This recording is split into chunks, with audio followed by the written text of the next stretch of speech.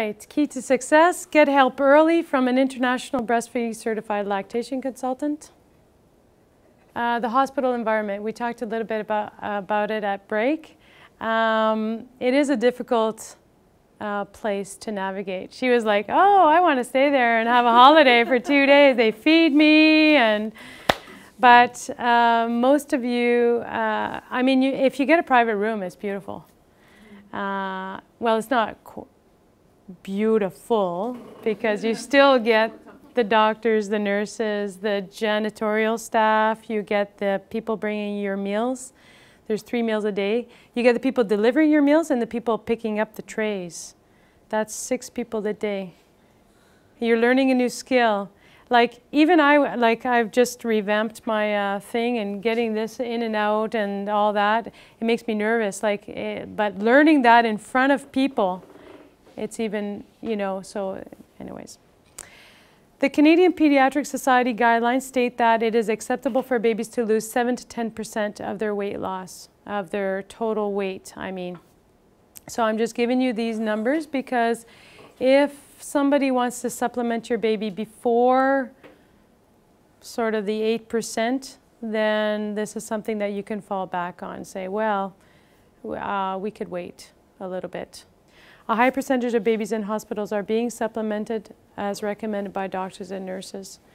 And then there's the visitors. I talked about that, many interruptions. So about yourself, rest, eat. Can you eat everything? And can you eat anything when you're breastfeeding? Should you eat everything? Are there things that you can't eat? What about, think about around the world. It's true. And the other thing too is that whatever you are eating now, your baby is already tasting because it's in your blood system and it's going through your placenta. So whatever you like to eat, that's what your baby, that taste is what your baby is going to be used to. Medications. So the other thing too about medications, I give you this mother risk because if anybody ever comes to you and says, oh, you need to go on this medication and you can't breastfeed, you need to tell that healthcare provider, well, we need to go check with mother risk. You could check or I could check. You can all check. It's for professionals and for the general public. There's always a medication that is safe in breastfeeding, whether that's an antibiotic, an antidepressant, even an antipsychotic. There's always a medication that is safe, but they don't always know that. And I'll just give you an example. I work in the high-risk unit at the General, and we had a woman that had, she had a mental illness, and she was on a medication, and I said, has anyone talked to you about breastfeeding? She goes, oh no, they've just all said that I can't breastfeed. I said, who is all? She says, well, my psychiatrist. And she says, the doctor's here. Like, nobody said that I could breastfeed. And I said, okay, well, I'm going to go verify for you at mother risk. So then I took the high-risk doctor. I got out of her room and where all the doctors and the nurses are. And I said, has anyone addressed this issue with her? And they said, no. And she says, oh, I don't think you can. So we went right to mother risk. And right on the front page, because it's a controversial medication, it's right on the front page of mother risk, and they said that you could breastfeed. And so I said to the high-risk doctor, you need to go in there and tell her that if she chooses that she can. She goes, well, why do I need to do that? Like, I don't know anything about breastfeeding. So I just to let you know that they're not always on board, they don't know what to say, but I'm empowering you that Mother Risk is at the Children's Hospital in Toronto. We used to have it here, but it's in Toronto now. So, and join a La Leche League group prenatally to increase confidence. I have sore nipples. Sore breasts. Baby won't latch. Not enough milk. Not what I expected. For some moms and babies, breastfeeding is easy. For others, it can be difficult, frustrating, and even painful. You don't need step-by-step directions. You just need support and encouragement while you get to know your baby and figure it all out. I'm proud to say that I'm a breastfeeding mom. It's been so rewarding, but that doesn't mean it was always easy. I got the help I needed, and so can you. La Leche League is a group of breastfeeding moms who know what you're going through and have practical answers that really work. You can go online and get information on the website, you could call or email a volunteer, or you can meet up with other moms and their babies and find out just how much you have in common. La Leche League, remember that name. You'll be glad you did. And so will your baby. La Leche League Canada. Because breastfeeding isn't always easy, we're here to help. Visit us online at lllc.ca. Okay, about your baby growth spurts, well, we've talked about those, I think.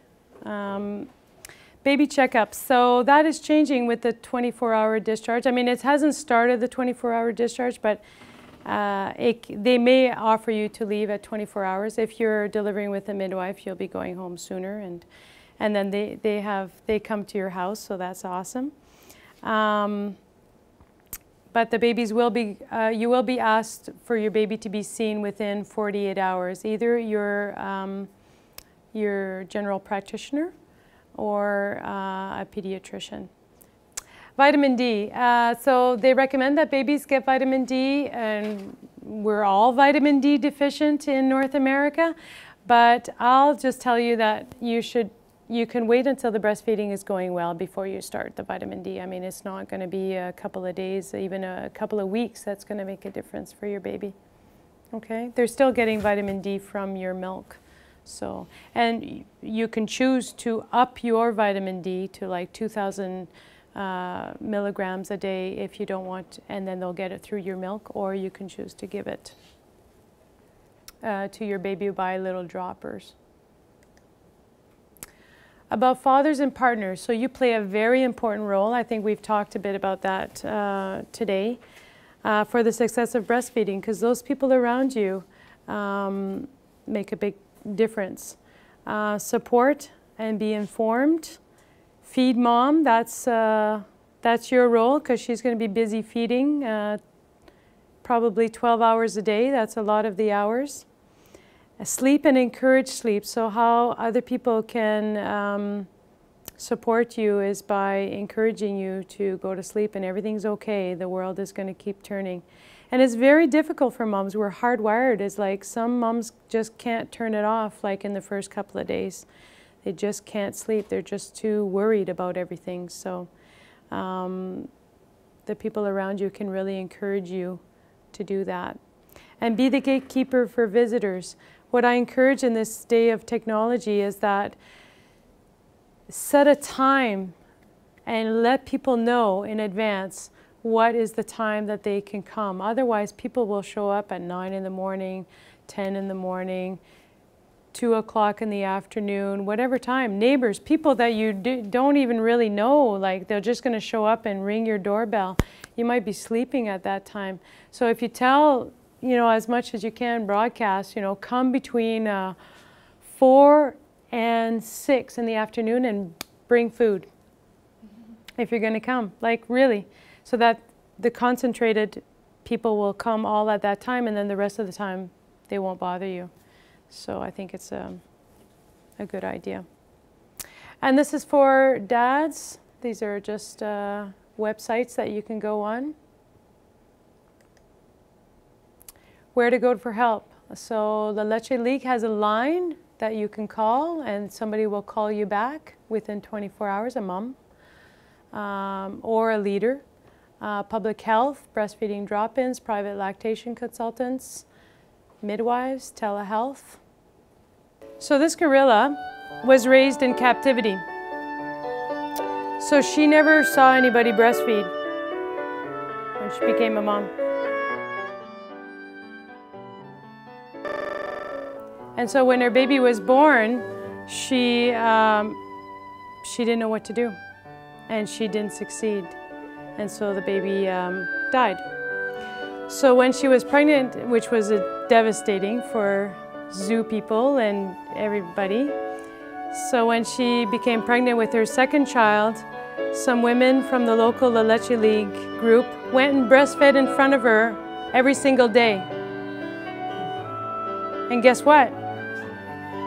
She breastfed exactly the way that she saw. So, it just to reinforce my point.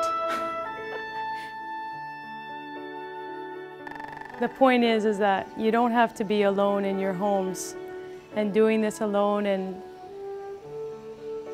it's much easier when you meet other moms that are breastfeeding and doing this together. And it can be very isolating to be at home alone with the new baby, especially after your partners go back to work. So this is it. This is about camaraderie. And that's it. So I wish you all a wonderful delivery and excellent breastfeeding.